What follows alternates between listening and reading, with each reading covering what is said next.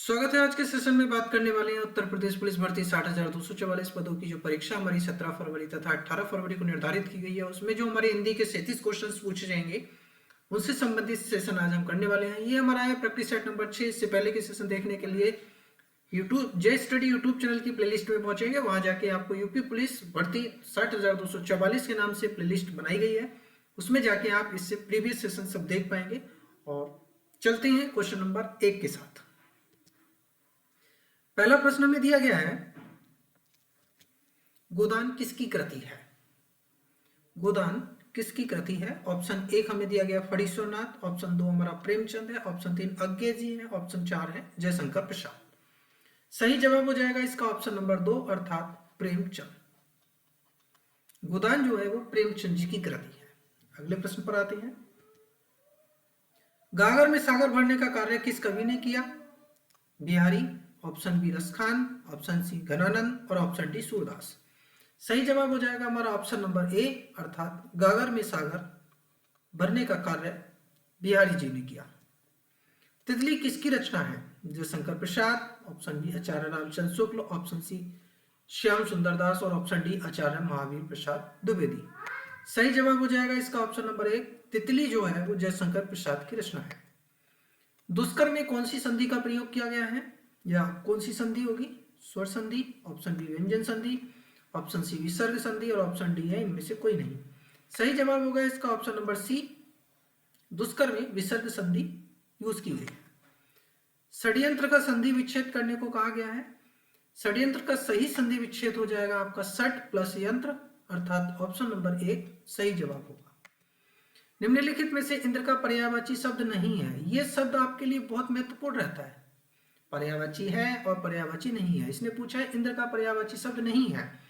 इसका सही जवाब होगा हमारा ऑप्शन नंबर 1 यानी कि विष्णु जो है वो इंद्र का पर्यायवाची नहीं है, बाकी सुरेंद्र, सुरेश, देवेश ये प्रयोग किए जाते हैं। प्रश्न कहता है इष्ट का पर्यायवाची शब्द नहीं है। प्रश्न पत्र में जब भी आप एग्जाम देने जाते हैं तो इस शब्द को बहुत ध्यानपूर्वक याद रखना है।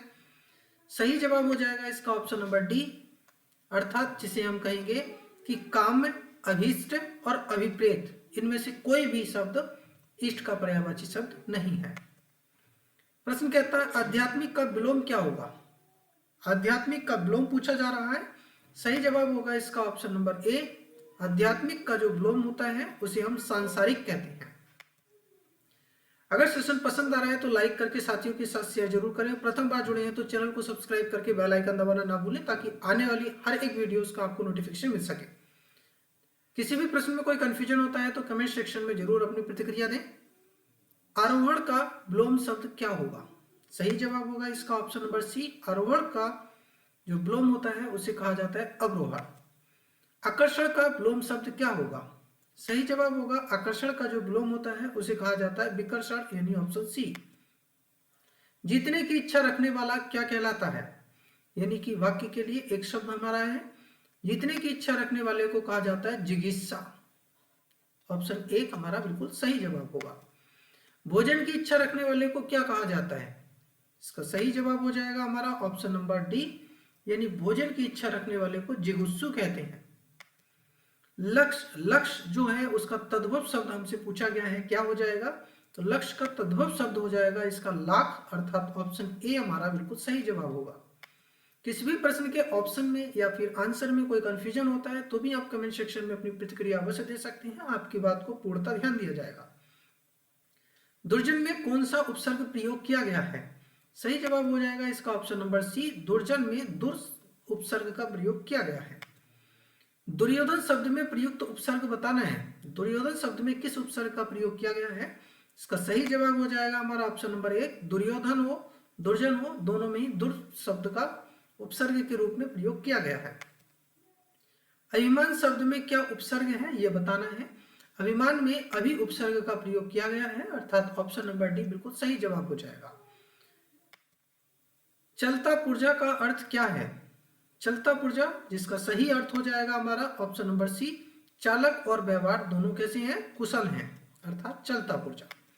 सही वर्तनी के लिए विकल्प का चयन करना है तो सही विकल्प हमारा यहाँ पे हो जाएगा अविस्थापना जो कि ऑप्शन नंबर 1 में है, बाकी सभी गलत है वर्तनी के आधार पर। निम्नलिखित में से सही वर्तनी वाले शब्द का चयन करें।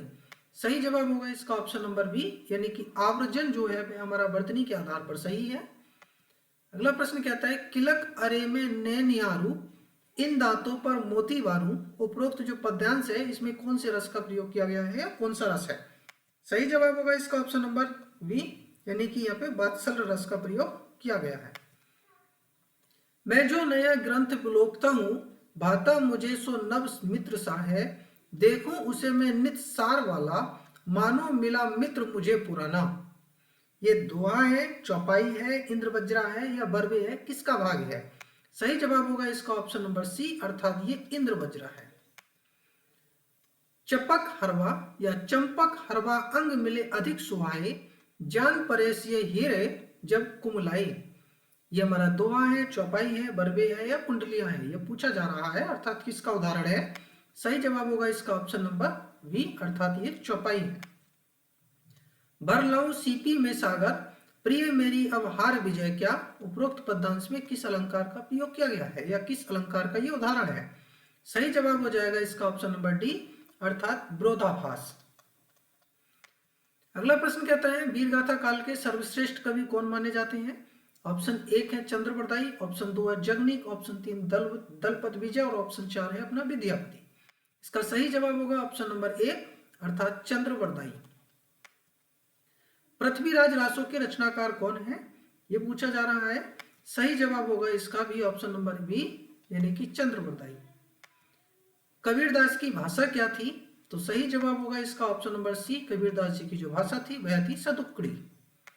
ये था आज का सेशन। अगर पसंद आया है तो लाइक करें, साथियों के साथ शेयर जरूर करें। यार दोस्तों, दुश्मन मित्रगण जो भी हैं उन्हें सेशन को अवश्य शेयर करें। प्रथम बार जुड़े हैं चैनल को सब्सक्राइब करके बेल आइकन दबाना ना भूलें ताकि आने वाली हर एक वीडियोस का नोटिफिकेशन आपको मिल सके। मिलेंगे एक नए सेशन में नए अपडेट के साथ। Thank you for watching this session. जय हिंद, जय भारत।